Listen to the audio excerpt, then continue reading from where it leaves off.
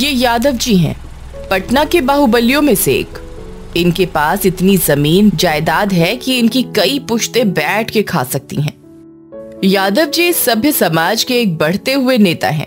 शहर भर में यादव जी के पोस्टर लगे रहते हैं।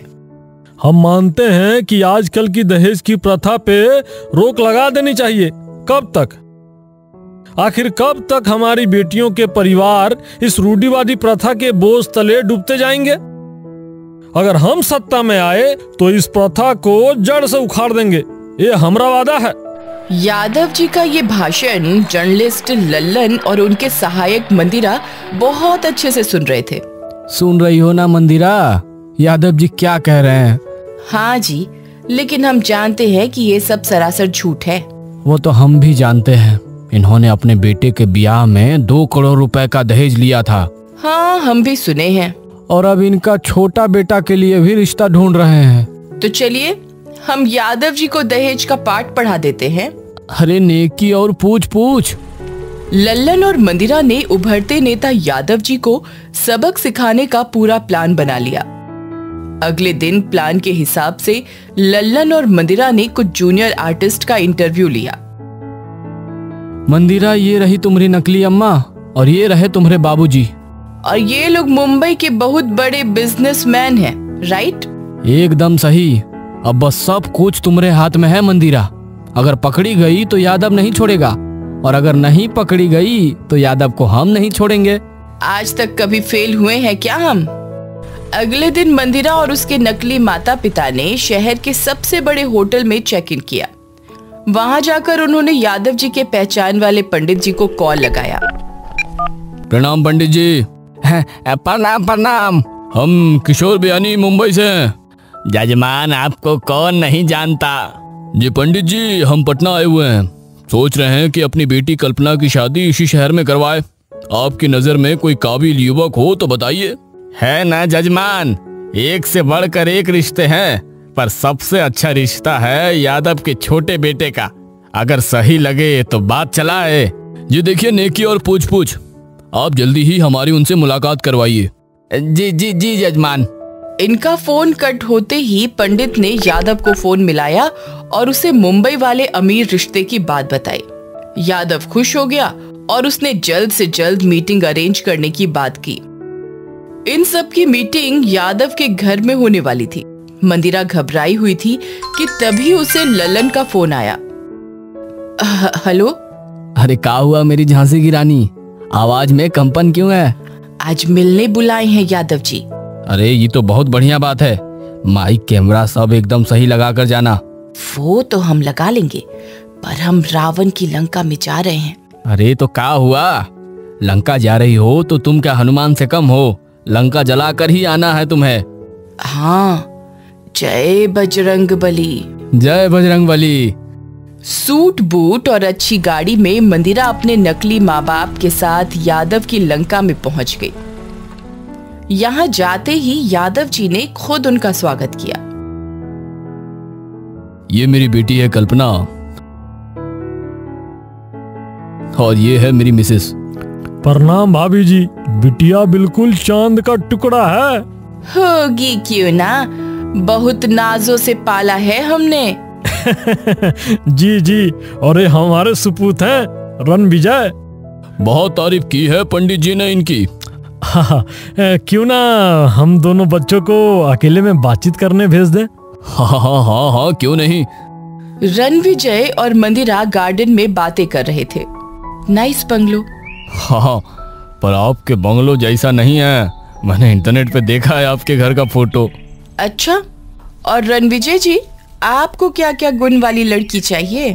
अरे गुण क्या करनी है, मुझे तो लड़की बस अपने स्टैंडर्ड की चाहिए, जैसी आप है। आप परफेक्ट मैच हो। मुझे भी आप पसंद हो।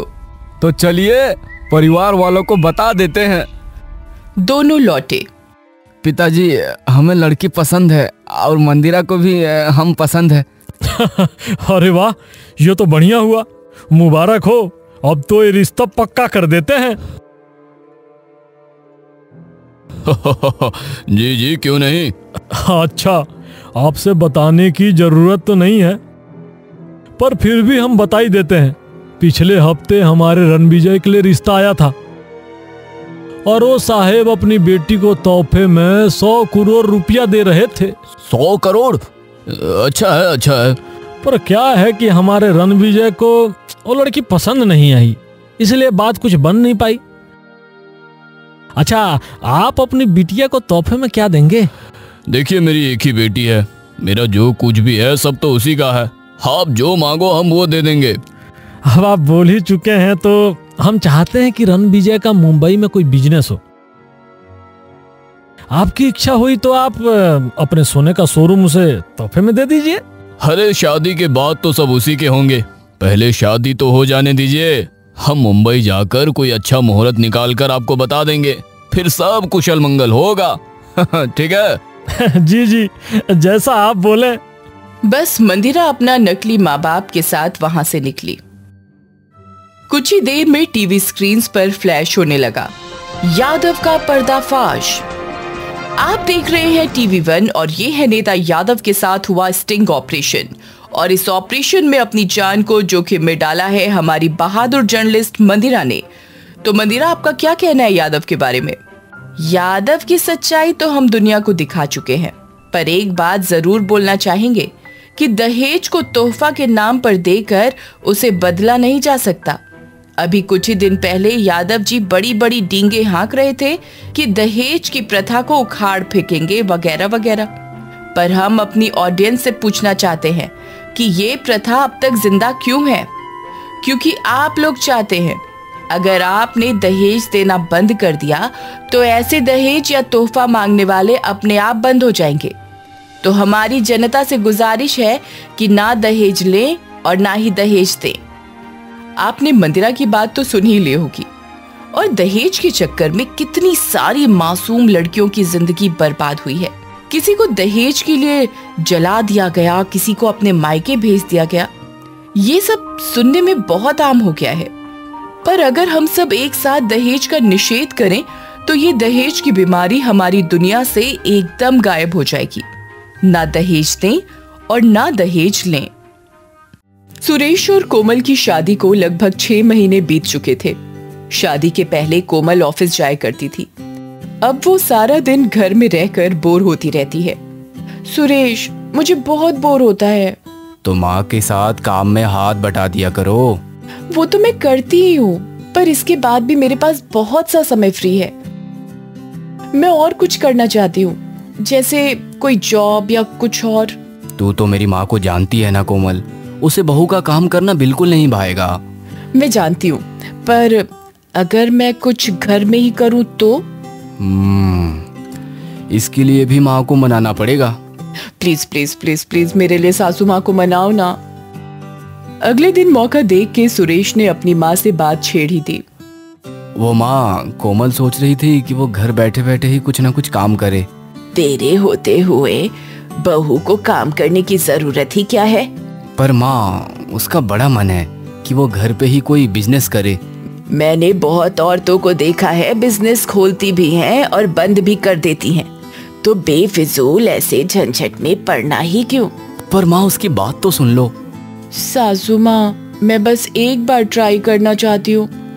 अगर मैं फेल हुई तो मैं वापस कभी आपसे बिजनेस करने की परमिशन नहीं मांगूंगी। प्लीज सासू माँ। कोमल की सास ने कुछ देर सोचा और फिर बोली, ये आखिरी बार होगा बहू। जी सासू माँ। कोमल की सास ने उसे परमिशन दे दी बिजनेस करने की। ये सोचकर ही कोमल बहुत खुश थी। अगले दिन से कोमल ने घर पर ही साड़ियों की रिसेलिंग का बिजनेस स्टार्ट कर दिया। वो एक होलसेलर से फोन के जरिए अच्छे अच्छे डिजाइन्स की साड़ियां खरीदने लगी और फिर अपने फ्रेंड सर्कल में उन साड़ियों को बेचने लगी। शुरू शुरू में कोमल को ज्यादा ऑर्डर नहीं आ रहे थे, वो थोड़ी निराश थी। मेरा बिजनेस चल पाएगा ना? क्यों नहीं चलेगा? तुम इतनी मेहनत कर रही हो, जरूर चलेगा। बस जरूरत है सिर्फ कुछ नए आइडियाज की। मतलब? सिंपल है कोमल, तुम ही बताओ, आजकल तुम अपने लिए कहाँ से कपड़े खरीदती हो? ऑनलाइन। राइट, मतलब तुम्हें ये सब साड़ियाँ ऑनलाइन ही बेचनी चाहिए, क्योंकि आजकल कोई भी कहीं भी ऑनलाइन शॉपिंग कर सकता है। इससे तुम्हारा बिजनेस दिन रात बढ़ता रहेगा। हाँ, मैंने ये पहले क्यों नहीं सोचा? कोई नहीं, अब सोच लिया ना, अब तुम्हारा बिजनेस जरूर बढ़ेगा। उसी दिन से कोमल ने ऑनलाइन सेलिंग की रिसर्च करना शुरू कर दिया। बहुत जल्द उसने अपने सारे प्रोडक्ट्स बहुत ही फेमस ऑनलाइन प्लेटफॉर्म पर भी डाल दिए। अब उसे ऑल ओवर इंडिया से ऑर्डर आने लगे। कोमल को जब भी समय मिलता वो कुरियर पैक करने में बिजी रहती। उस दिन कोमल की खुशियों का ठिकाना नहीं था जब कोमल के अकाउंट में उसके पहले महीने के सेल्स के पैसे आए। ये देखो सुरेश, 40,000। अरे वाह, तुमने तो कमाल ही कर दिया। I can't believe myself। कोमल को इस बात पर यकीन नहीं हो रहा था। उसने उन पैसों से अपनी सास के लिए झुमके खरीदे। जब उसने वो झुमके अपने सासू माँ को दिए, ये क्या? मेरी पहली कमाई के पैसों से मैंने आपके लिए ये झुमके लिए हैं। ये सुनकर कांता भावुक हो गई। आज तक मैं बेफिजूल ही तुझ पे रोक टोक लगाती थी, तूने तो मुझे अपनी माँ की जगह दी है बहू।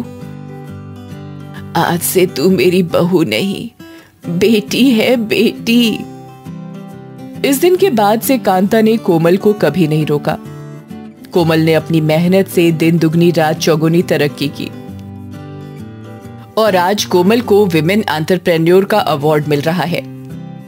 And the award for the youngest women entrepreneur goes to Komal Jadeja. Ma'am, would you like to say something? मैं अपनी सासू माँ को थैंक्स बोलना चाहूंगी। अगर वो मुझे बिजनेस करने की परमिशन नहीं देती तो आज ये अवार्ड मेरा ना होता। थैंक यू सासू माँ। और मैं अपने हस्बैंड को भी थैंक्स बोलना चाहूंगी। कांता ने जब ये सुना तो उसके आंसू रुक ना पाए। आज कांता को अपनी बहू पर नाज था, पर अगर कांता उस दिन अपनी बात पर अड़ी रहती और अपनी बहू को कोशिश ही ना करने देती तो ये दिन आता ही नहीं। इसलिए दोस्तों, किसी भी बड़ी चीज को हासिल करने के लिए फैमिली सपोर्ट बहुत इंपॉर्टेंट है।